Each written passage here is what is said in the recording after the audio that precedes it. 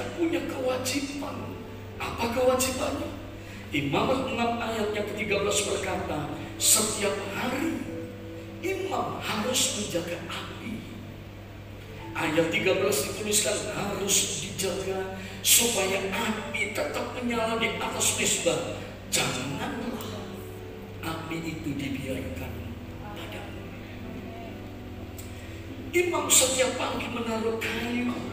Imam setiap pagi lihat ada persembahan enggak, ada korban enggak. Maka imam kemudian meletakkan korban itu di atasnya supaya api itu tetap kemudian dipelihara dalam keadaan menyala.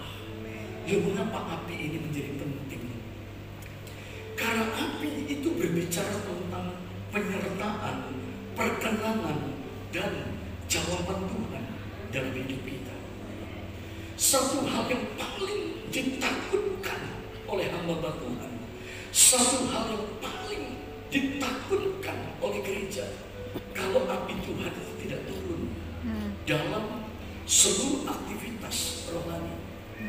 Dalam ibadah api Tuhan gak turun, maka kita hanya beribadah secara liturgi saja. Dalam pelayanan masyarakat, kalau api Tuhan tidak turun untuk menyertai, maka maaf, itu hanya sedekah yang kemudian diberikan. Dalam pelayanan-pelayanan yang lain, di mana kita melayani orang-orang susah, orang-orang yang menderita, kita kemudian melayani pelayanan-pelayanan dalam bentuk yang lain, pendidikan dan lain sebagainya.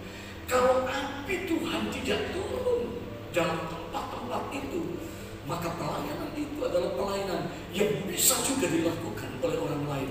Jangan lupa, dunia ini punya kemampuan untuk bisa melakukan semuanya. Tapi satu yang dunia tidak bisa lakukan, menarik api Tuhan itu turun. Katakan amin. Dunia bisa boleh punya pendidikan, dunia bisa kemudian membuka apa saja, tapi perhatikan, ada api Tuhan atau tidak?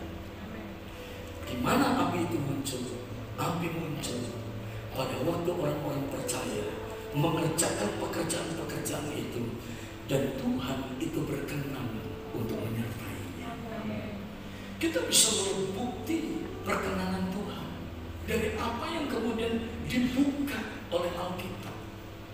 Peristiwa yang pertama dicatat dalam 1 Raja-Raja 18 ayat yang ke-38.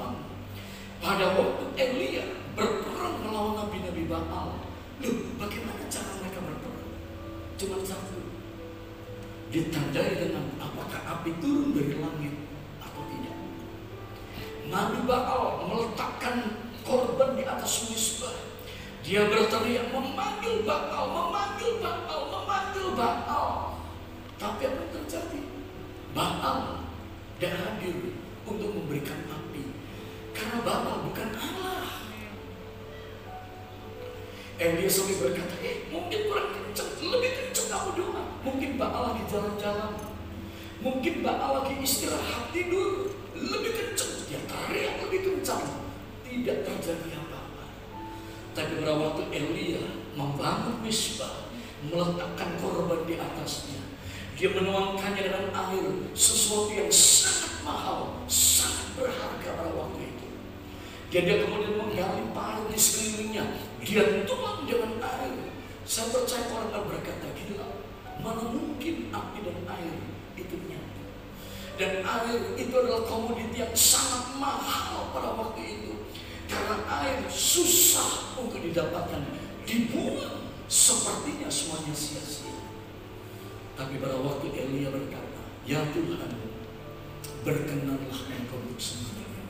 Apa yang terjadi? Tiba-tiba api Tuhan itu turun.